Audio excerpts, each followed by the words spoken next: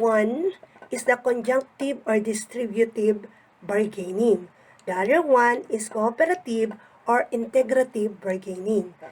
And for the fourth one, we have the productivity bargaining. And the last type is the composite bargaining. So, let us discuss it one by one. First, we have the conjunctive or distributive bargaining. So, bargaining, a type of collective bargaining which involve the zero-sum negotiation. In other words, one side wins and the other loses. For example, yan yung sa mga wages, benefits, bonus ng mga employees. Yan yung sa mga unions and management na pinaglalaman nila. They have the initial offers or demand. They try to settle economic issues like sa mga benefits, sa mga wages na pinaglalaman nila. So, we call that the conjunctive or distributive bargaining. Next, the other one is the cooperative or integrative bargaining. The bargaining both the parties and may gain or at least neither party loses. So, another term for this second type is what we call the win-win strategy. Each party contributing something for the benefit of other party.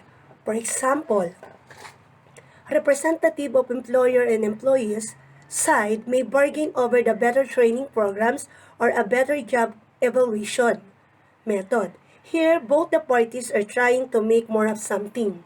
In general, it tends to be more cooperative than distributive bargaining. It is also known as cooperative bargaining. So, they plan something in which both parties ay pwedeng makinabang.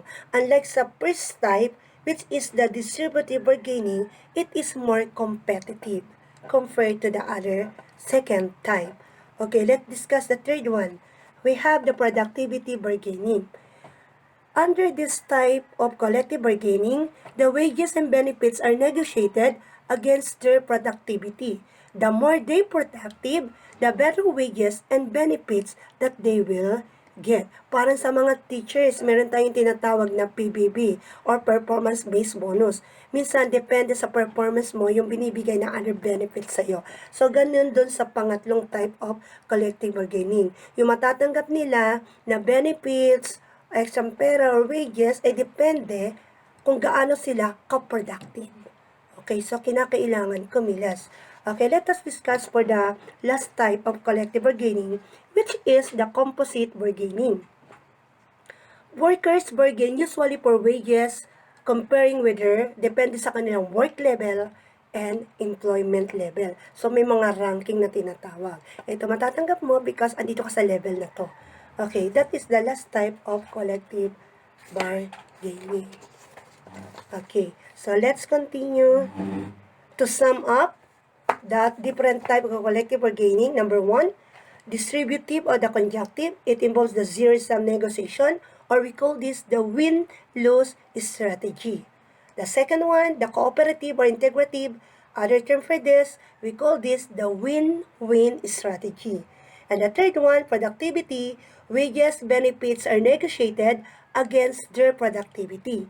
And the last one, we have the composite. Consider the work level, employment level, and environmental hazards.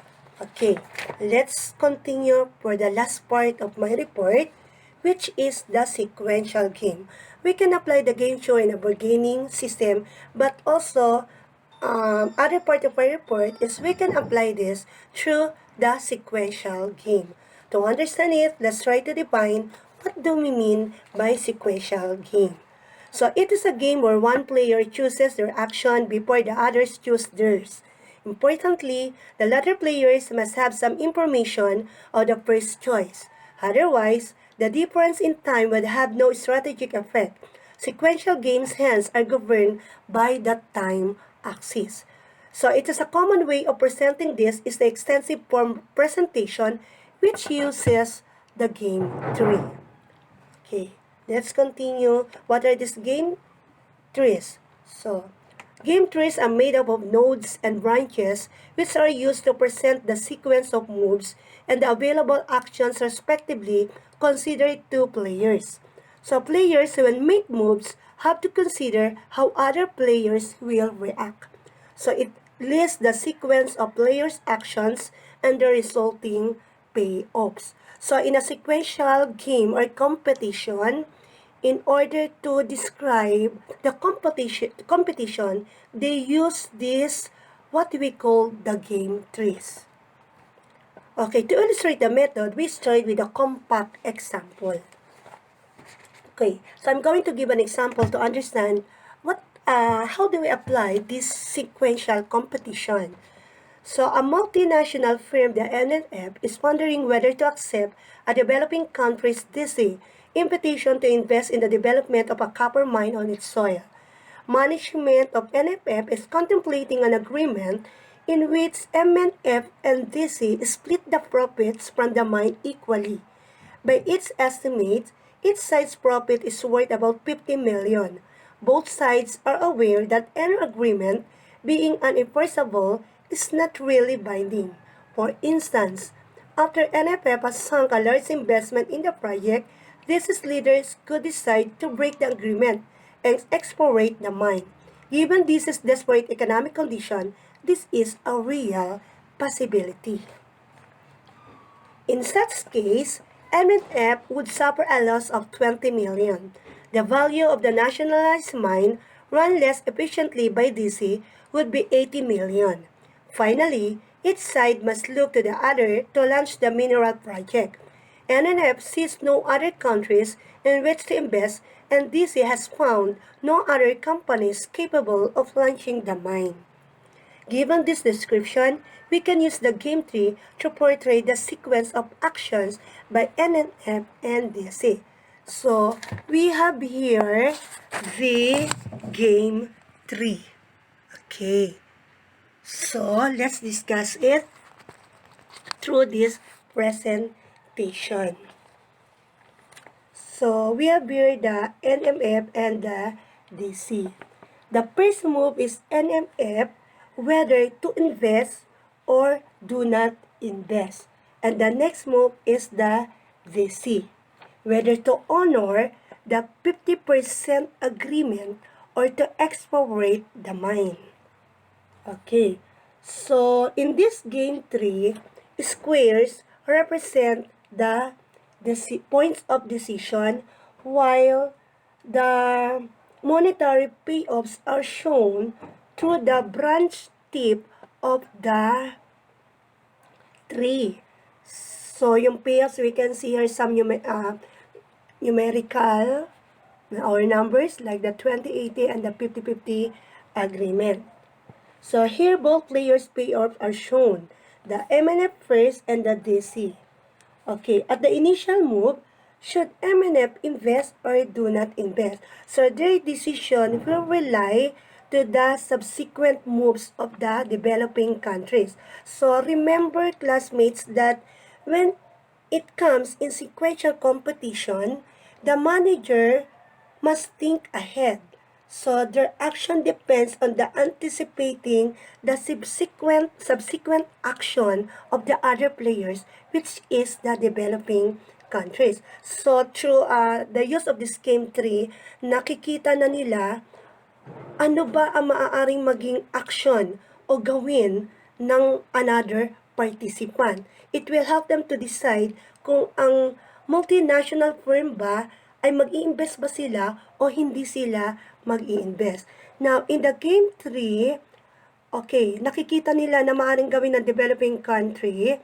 Once the mine become operational, dalawa ang pwedeng mangyari. Kung i-honor nila yung 50-50 agreement, or they can be expected to expropriate the mine, which is they will gain 80 million at on their part, maglala sila ng 20 million. So remember na ang agreement pwedeng mag-break pagdating sa ganito. So, foreseeing the subsequent action of the other player, it will help the multinational firm to make a big decision when it comes to their business. Mag-invest ba sila? Itutuloy ba nila? O hindi nila itutuloy? O pwede nilang i-take yung risk? So, sa presentation ko, pinapakita lang kung paano ginagamit ang game tree sa sequential competition Kasi sinabi nga natin na ang game theory, it tells about the decision making, lalo-lalo na pagdating sa negosyo, pagdating sa market. So itong strategy nito, makakatulong ito para sila ay gumawa ng malaking decision when it comes to business. So makikita nila, magbe-benefit ba sila o hindi. So it will help to decide. Nakikita natin ano bang pwedeng ikilos ng other players o ng ating competitor. Okay? So, thank you for listening. Diyan po nagtatapos ang report ko about the game theory and applying it in bargaining system or sequential competition. I hope that through this presentation, may natutunan po kayo kahit konti. Thank you for watching and listening.